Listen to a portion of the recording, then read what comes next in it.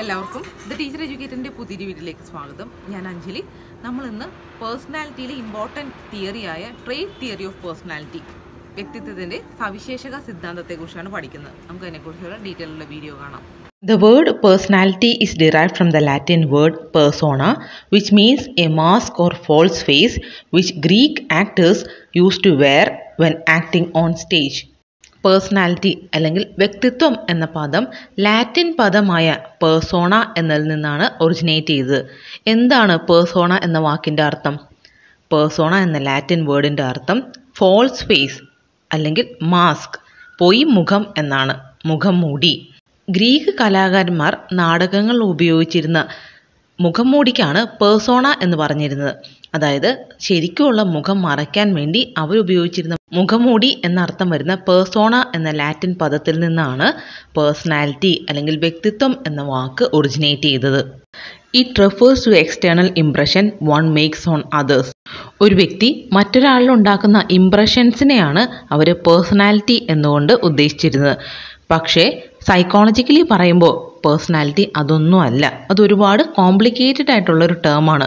ഒരാളുടെ വ്യക്തിത്വം അയാളുടെ ബാഹ്യരൂപം കൊണ്ട് നമ്മൾക്ക് ഒരിക്കലും അളക്കാൻ സാധിക്കുന്ന ഒന്നല്ല. ഒരുപാട് സങ്കീർണമായിട്ടുള്ളൊരു കാര്യമാണ് പേഴ്സണാലിറ്റി അല്ലെങ്കിൽ ഒരാളുടെ വ്യക്തിത്വം. Personality is a person's unique pattern of traits. ഒരാളുടെ സ്വഭാവത്തിൻ്റെ സവിശേഷതകളാണ് നമ്മൾ പേഴ്സണാലിറ്റി എന്ന് പറയുന്നത്. It includes everything about the person, his physical, emotional, social, mental and spiritual makeup. ഒരാളുടെ എല്ലാ കാര്യങ്ങളും, അയാളുടെ വൈകാരികവും സാമൂഹികവും ശാരീരികവും മാനസികവും ആത്മീയവുമായിട്ടുള്ള എല്ലാ കാര്യങ്ങളുടെയും കൂടെ ഒത്തുചേർന്ന ഒരവസ്ഥയെയാണ് നമ്മൾ പേഴ്സണാലിറ്റി അല്ലെങ്കിൽ അയാളുടെ വ്യക്തിത്വം എന്ന് പറയുന്നത്. Personality is the sum total of complex human behaviour including feelings, emotions, needs, interest, attitudes and cognitive processes. ഒരു സങ്കീർണമായിട്ടുള്ള കാര്യമാണ് ഒരാളുടെ വ്യക്തിത്വം. അത് എന്തൊക്കെ വരുന്നുണ്ട്? ഒരു വ്യക്തിയുടെ ബിഹേവിയർ, അയാളുടെ പെരുമാറ്റം എങ്ങനെയാണ്, ഫീലിങ്സ് ആൻഡ് ഇമോഷൻസ്, വികാരങ്ങൾ എങ്ങനെയാണ്, നീഡ്സ്, അയാളുടെ ആവശ്യങ്ങൾ എന്തൊക്കെയാണ്, ഇൻട്രസ്റ്റ്, താല്പര്യങ്ങൾ ഏതെല്ലാം കാര്യങ്ങളിലാണ്, ആറ്റിറ്റ്യൂഡ്സ്, എന്ത് മനോഭാവമാണ് അയാൾക്കുള്ളത്, ആൻഡ് കോഗ്നിറ്റീവ് പ്രോസസ്സ്, വൈജ്ഞാനിക പ്രക്രിയകൾ എങ്ങനെയൊക്കെയാണ് അയാൾ ചിന്തിക്കുന്നത്, പെരുമാറുന്നത്, ഇതെല്ലാം കൂടെ ചേർന്നിട്ടാണ് ഒരാളുടെ പേഴ്സണാലിറ്റി നമ്മൾ അസസ് ചെയ്യുന്നത്. അയാളുടെ വ്യക്തിത്വം എന്തിനെയൊക്കെ ആശ്രയിച്ചിട്ടാണ്? അയാളുടെ feelings, emotions, behaviours, needs, interest, attitudes and cognitive processes. അപ്പോൾ നമുക്ക് പേഴ്സണാലിറ്റി എന്താണെന്ന് പറയാം. It is the sum total of a person's physical, emotional, social, mental and spiritual makeup. പേഴ്സണാലിറ്റിയെക്കുറിച്ച് ഒരുപാട് ഡെഫിനിഷൻസ് ഉണ്ട്. ഏറ്റവും ഫേമസ് ആയിട്ടുള്ള ഒന്നാണ് ഗോർഡൻ ആൽപോർട്ടിൻ്റെ statement. According to him, personality is the dynamic organization within the individual of those psychophysical systems that determine his characteristic behaviour and thought. വ്യക്തിത്വം എന്നത് ഒരു വ്യക്തിയുടെ വിശിഷ്ടമായ വ്യവഹാരത്തെയും ചിന്തയെയും നിർണ്ണയിക്കുന്ന ശാരീരിക മാനസിക സംവിധാനങ്ങളുടെ ചലനാത്മകമായ ആന്തരിക സംഘടനയാണ് എന്നാണ് ഗോർഡൻ ആൽപോർട്ട് പേഴ്സണാലിറ്റി അല്ലെങ്കിൽ വ്യക്തിത്വത്തെ വിശദീകരിച്ചത്. എന്താണ് അദ്ദേഹം ഈ സ്റ്റേറ്റ്മെൻറ്റ് കൊണ്ട് ഉദ്ദേശിച്ചത്?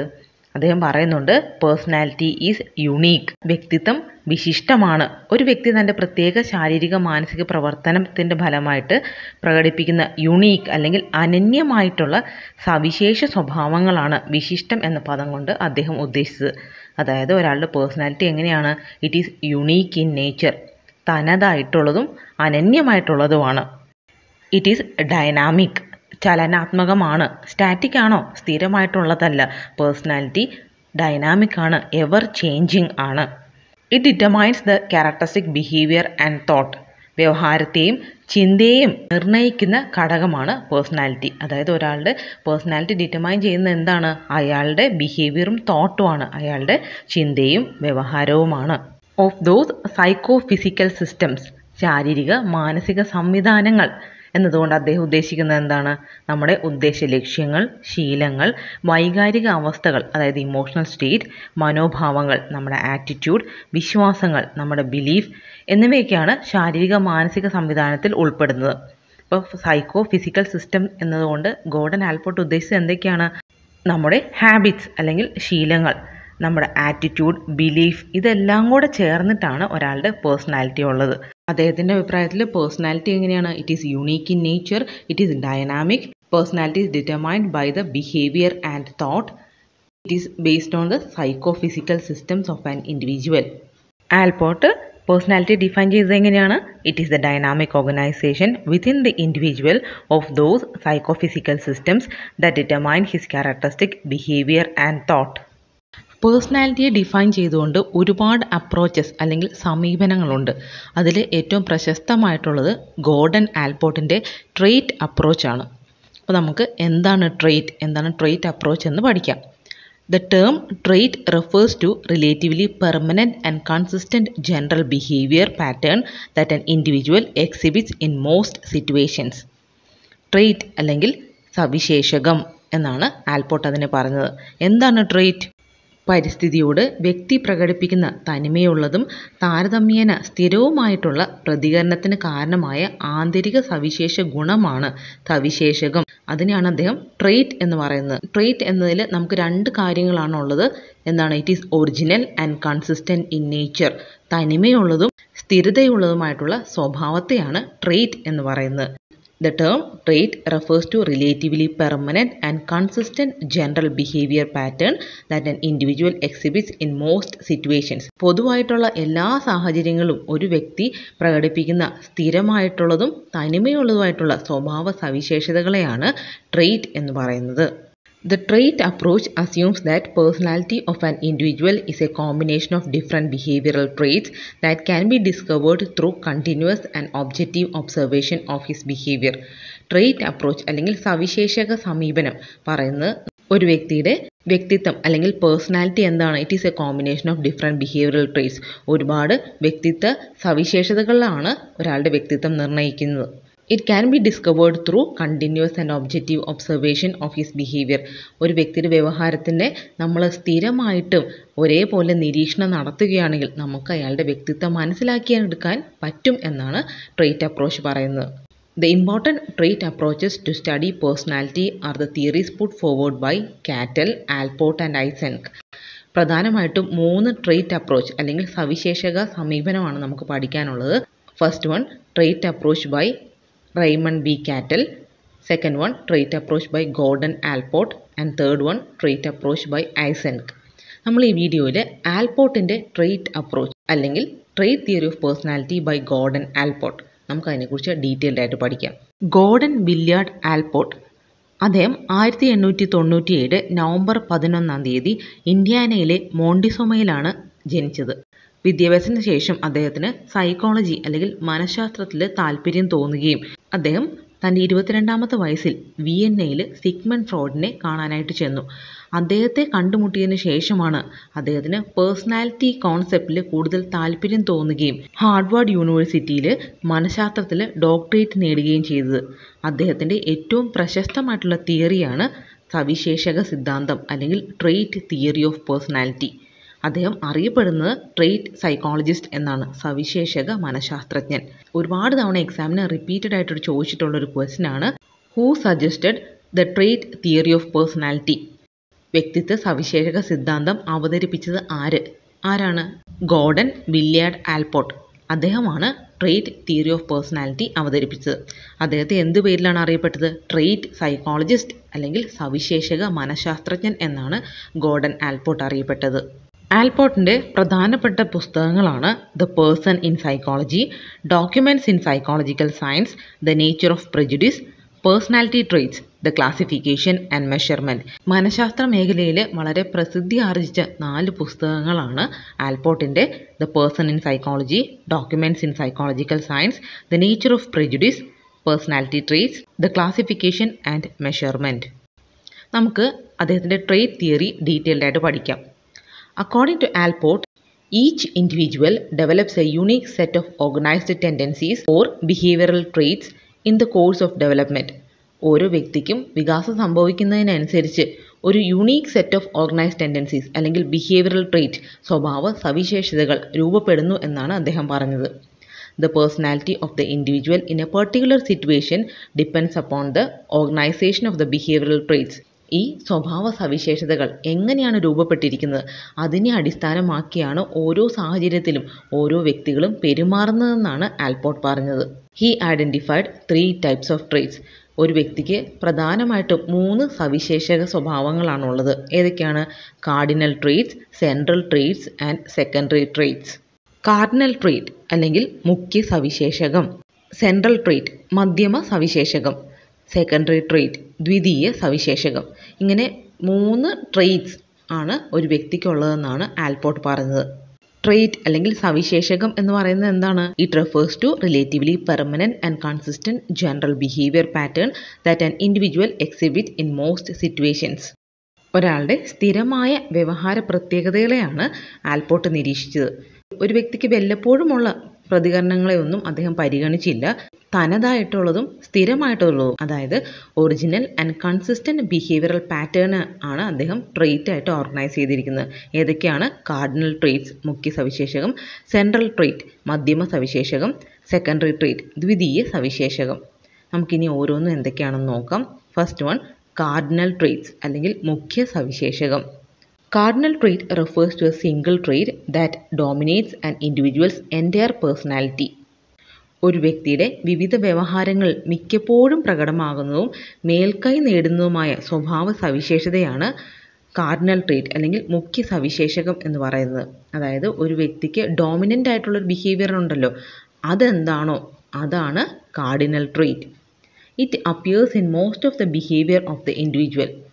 ഒരു വ്യക്തിയുടെ സകല പെരുമാറ്റങ്ങളിലും മേൽക്കൈയോടെ നിൽക്കുന്ന എന്ത് പെരുമാറ്റമാണോ അതാണ് അയാളുടെ cardinal trait. Cardinal traits are so dominant in one's personality disposition that they color virtually every aspect of his behavior. വ്യക്തിയുടെ എല്ലാ പ്രവർത്തനങ്ങളെയും സ്വാധീനിക്കുന്ന ഏറ്റവും പ്രബലമായ ഒരു സവിശേഷകമാണ് കാർഡിനൽ ട്രെയ്റ്റ്. അതായത് നമ്മളുടെ പെരുമാറ്റത്തെ മൊത്തമായിട്ട് നിരീക്ഷിക്കുമ്പോൾ എല്ലാ കാര്യങ്ങളിലും എടുത്തു പറയാൻ പറ്റുന്ന അല്ലെങ്കിൽ മേൽക്കൈയോടെ നിൽക്കുന്ന എന്ത് ക്യാരക്ടറാണോ നമുക്കുള്ളത് അതാണ് നമ്മുടെ കാർഡിനൽ ട്രെയ്റ്റ്. നമുക്കൊരു എക്സാമ്പിൾ നോക്കാം. നമ്മൾ ഗാന്ധിജിയെ മനസ്സിൽ വിചാരിക്കുക. അപ്പോൾ അദ്ദേഹത്തിൻ്റെ കാർഡിനൽ ട്രെയ്റ്റ് ഉണ്ട്. എന്താണ്? നോൺ വയലൻസ്, അഹിംസ, സിംപ്ലിസിറ്റി. അക്രമരാഹിത്യം, അഹിംസ, ലാളിത്യം, ഇതൊക്കെ ഗാന്ധിജിയുടെ കാർഡിനൽ ട്രെയ്റ്റ്സ് ആണ്. അദ്ദേഹത്തിൻ്റെ ഏത് പെരുമാറ്റവും ഏത് സ്വഭാവം എന്ത് കാര്യങ്ങൾ നോക്കിയാലും ഈ ക്യാരക്ടേഴ്സൊക്കെ മേൽക്കൈയോടെ നിൽക്കുന്നത് നമുക്ക് കാണാം. അതിനെയാണ് നമ്മൾ കാർഡിനൽ ട്രെയ്റ്റ്സ് എന്ന് പറയുന്നത്. ഹിറ്റ്ലറിനെ ആലോചിച്ച് നോക്കിയേ, എന്താണ് അയാളുടെ കാർഡിനൽ ട്രെയ്റ്റ്? ഡിക്റ്റേറ്റർഷിപ്പ് അല്ലെങ്കിൽ സ്വേച്ഛാധിപത്യം. Mother Teresa, love and sympathy, മറ്റുള്ളവരോടുള്ള സ്നേഹവും സഹാനുഭൂതിയുമാണ് Mother Teresa. Charlie Chaplin, his humour sense, അദ്ദേഹത്തിൻ്റെ ഫലിതബോധം, അതാണ് കാർഡിനൽ ട്രെയ്റ്റ്. ഇങ്ങനെ എല്ലാ കാര്യങ്ങളിലും മേൽക്കൈയോടെ നിൽക്കുന്ന എന്ത് സ്വഭാവ സവിശേഷതയാണോ ഒരു വ്യക്തിക്കുള്ളത് അതാണ് അയാളുടെ കാർഡിനൽ ട്രെയ്റ്റ് അല്ലെങ്കിൽ മുഖ്യ സവിശേഷകം. അടുത്തത് സെൻട്രൽ ട്രെയ്റ്റ്സ്, മധ്യമ സവിശേഷകം. Central traits refers to those organized tendencies which can be ordinarily used to describe a person. They are less pervasive than cardinal traits but are quite generalized behavior patterns. നമുക്കൊരാളെ വിശദീകരിക്കാൻ അല്ലെങ്കിൽ അയാളെക്കുറിച്ച് പറയാൻ വേണ്ടി എന്തെങ്കിലും ഒരു character കാണും, അതിനെയാണ് central trait എന്ന് പറയുന്നത്. These traits are less pervasive than cardinal traits. Cardinal traits പോലെ മുന്നിട്ട് നിൽക്കുന്ന ഒരു സ്വഭാവം ആയിരിക്കില്ല central trait, but they are quite generalised behavioural patterns. പക്ഷേ ഇങ്ങനെയൊരു സ്വഭാവ സവിശേഷത ആ വ്യക്തിക്കുണ്ട്. അങ്ങനെ കാണപ്പെടുന്ന ചില സ്വഭാവ രീതികളെ ആണ് സെൻട്രൽ ട്രെയ്റ്റ് എന്ന് പറയുന്നത്. ഒരു വ്യക്തിയെ സാമാന്യമായിട്ട് നമ്മൾ വിവരിക്കുക അല്ലെങ്കിൽ അയാളെക്കുറിച്ച് പറയുമ്പോൾ ഇങ്ങനെയൊരു ക്യാരക്ടർ അയാൾക്കുണ്ട്, മിക്ക കാര്യങ്ങളിലും ഈ ഒരു ക്യാരക്ടർ വെളിവായിട്ട് വരാറുണ്ട് അല്ലെങ്കിൽ നമുക്ക് തോന്നാറുണ്ട് എന്നുള്ളതാണ് സെൻട്രൽ ട്രെയ്റ്റ് അല്ലെങ്കിൽ മധ്യമ സവിശേഷകം എന്ന് പറയുന്നത്. അതായത് കാർഡിനൽ ട്രെയ്റ്റ് പോലെ അത്ര പ്രോമിനൻ്റ് ആയിട്ടുള്ള ഒന്നല്ല സെൻട്രൽ ട്രെയ്റ്റ്, പക്ഷേ എല്ലാ ക്യാരക്ടറിലും ഈ സെൻട്രൽ ട്രെയ്റ്റും കൂടി ഉണ്ട്. 2-3 എക്സാമ്പിൾ നോക്കാം. ഹോണസ്റ്റി, കൈൻഡ്നെസ്, റിലയബിലിറ്റി, സെൽഫിഷ്നെസ്, ഇങ്ങനെയുള്ള ക്യാരക്ടേഴ്സൊക്കെ സെൻട്രൽ ട്രെയ്റ്റ്സ് ആണ്. നമുക്ക് അയാളെ വിശ്വസിക്കാം, അയാൾ കരുണയുള്ളവനാണ്, അയാൾ സത്യസന്ധനാണ്, സ്വാർത്ഥതയില്ലാത്തയാളാണ് എന്നൊക്കെ പറയത്തില്ലേ, അതെല്ലാം സെൻട്രൽ ട്രെയ്റ്റ്സ് ആണ്. നമ്മൾ ഒരാളെക്കുറിച്ച് പറയുമ്പോൾ അയാൾ എല്ലാ കാര്യങ്ങളിലൊക്കെ നല്ലതാണ്, പക്ഷേ അയാൾ കുറച്ച് സ്വാർത്ഥനാണ്, ഹീസ് സെൽഫിഷ് ഇൻ നേച്ചർ എന്ന് പറയില്ലേ, അത് അയാളുടെ സെൻട്രൽ ട്രെയ്റ്റ് ആണ്.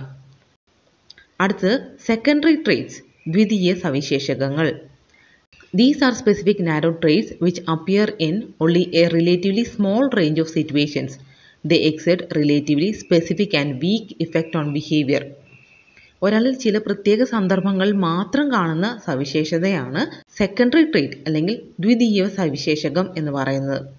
അതായത് പ്രത്യേക സാഹചര്യങ്ങളിൽ മാത്രം പ്രകടമാകുന്നതും പ്രവർത്തന മേഖലകളിൽ കുറഞ്ഞ തോതിൽ മാത്രം സ്വാധീനം ചെലുത്തുന്നതുമായിട്ടുള്ള ക്യാരക്ടേഴ്സാണ് നമ്മൾ സെക്കൻഡറി ട്രേറ്റ്സ് എന്ന് പറയുന്നത്. ഇത് ഒരു പേഴ്സണാലിറ്റിയുടെ ഇൻസെപ്പറബിൾ പാർട്ടല്ല, നമുക്കൊരു അവിഭാജ്യ ഘടകമാണ് എന്ന് പറയാൻ പറ്റത്തില്ല. പക്ഷേ ഇങ്ങനെയുള്ള സ്വഭാവങ്ങളും കൂടി അയാൾക്കുണ്ട്. ആ പേഴ്സണാലിറ്റിയിൽ ഇങ്ങനെയുള്ള കുറച്ച് ക്യാരക്ടറിസ്റ്റിക്സ് കൂടി ഉണ്ട് എന്ന് പറയില്ലേ, അതാണ് സെക്കൻഡറി ട്രേറ്റ്സ് അല്ലെങ്കിൽ ദ്വിതീയ സവിശേഷകങ്ങൾ. ഇങ്ങനെ 3 ട്രേറ്റ്സ് ആണ് ഒരു പേഴ്സണാലിറ്റിക്ക് ഉണ്ടെന്ന് ഗോർഡൻ ആൽപോർട്ട് പറഞ്ഞത്. ഏതൊക്കെയാണ്? Cardinal traits, central traits and secondary traits. The cardinal traits combined with a few central traits form the core of characteristic traits responsible for giving uniqueness to one's personality. നമുക്ക് ചുരുക്കി പറഞ്ഞ ഒരാളുടെ വ്യക്തിത്വത്തെ നിർണ്ണയിക്കുന്നത് cardinal ട്രേറ്റും central ട്രേറ്റും secondary ട്രേറ്റും കൂടെ ചേർന്നിട്ടാണ്. ഇതാണ് ഗോർഡൻ ആൽപോർട്ടിൻ്റെ ട്രേറ്റ് അപ്രോച്ച് ടു പേഴ്സണാലിറ്റി. അതായത് ഒരാളുടെ പേഴ്സണാലിറ്റി എന്തിനെയൊക്കെ ബേസ് ചെയ്താണ്? It is a combination of cardinal traits, central traits and secondary traits. ഈ 3ഉം കൂടെ ചേർന്നിട്ടാണ് നമുക്കൊരാളുടെ പേഴ്സണാലിറ്റി അല്ലെങ്കിൽ വ്യക്തിത്വത്തെ വിശദീകരിക്കാൻ സാധിക്കത്തുള്ളൂ എന്നാണ് ആൽപോർട്ട് പറഞ്ഞത്. നമ്മൾ ഈ വീഡിയോയിൽ പേഴ്സണാലിറ്റി എന്നുള്ള വാക്ക് എങ്ങനെയാണ് വന്നത്, ഗോർഡൻ ആൽപോർട്ട് പേഴ്സണാലിറ്റി എങ്ങനെയാണ് ഡിഫൈൻ ചെയ്തത്, അദ്ദേഹത്തിൻ്റെ ട്രേറ്റ് അപ്രോച്ച് ഓഫ് പേഴ്സണാലിറ്റി അല്ലെങ്കിൽ വ്യക്തിത്വ സവിശേഷക സിദ്ധാന്തം എന്താണെന്ന് പഠിച്ചു. 3 ട്രേറ്റ് ആണ് ഒരു വ്യക്തിക്കുള്ളത്. Cardinal traits, central traits and secondary traits. ഒരു വ്യക്തിയുടെ പേഴ്സണാലിറ്റി ഡിറ്റർമൈൻ ചെയ്യുന്നത് ഈ 3 ട്രേറ്റ്സും കൂടെ ചേർന്നിട്ടാണെന്നാണ് ആൽപോർട്ടിൻ്റെ ട്രേറ്റ് അപ്രോച്ച് ഓഫ് പേഴ്സണാലിറ്റി പറയുന്നത്. ഈ ടോപ്പിക്ക് വ്യക്തമായിട്ട് മനസ്സിലായെന്ന് വിചാരിക്കുന്നു. കൂടുതൽ വീഡിയോകൾക്കായിട്ട് the teacher educator channel subscribe ചെയ്യുകയും നോട്ടിഫിക്കേഷൻസിനായിട്ട് ബെല്ലൈക്കണിലെ ഓൾ ഓപ്ഷൻ പ്രസ് ചെയ്യുക. ഏതെങ്കിലും ടോപ്പിക്കിൻ്റെ വീഡിയോസ് ആവശ്യമുണ്ടെങ്കിൽ നിങ്ങൾ കമൻറ്റ് ചെയ്യുക. എനിക്കറിയാവുന്ന ടോപ്പിക്കാണെങ്കിൽ തീർച്ചയായിട്ടും വീഡിയോസ് അപ്ലോഡ് ചെയ്യുന്നതായിരിക്കും. Thank you.